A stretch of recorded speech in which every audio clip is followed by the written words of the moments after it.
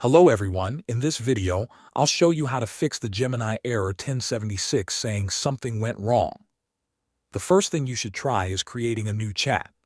Sometimes this error only affects one conversation instead of your entire account. Click the new chat button and start a fresh conversation. Then enter your prompt again and check if Gemini works normally. If it does, the previous chat was likely corrupted or temporarily overloaded. If the error still appears, clear the website data only for Gemini.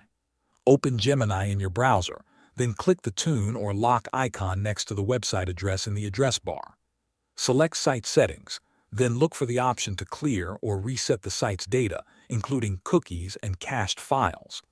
This removes saved website data for Gemini without affecting other websites you use.